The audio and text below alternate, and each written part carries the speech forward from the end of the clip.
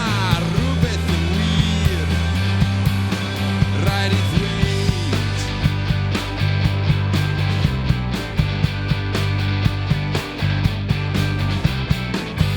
Dal I bonni yn dy gwmni, a twyrch dal I ffrwyddo fi, a ma fy mhen dal I chwynu,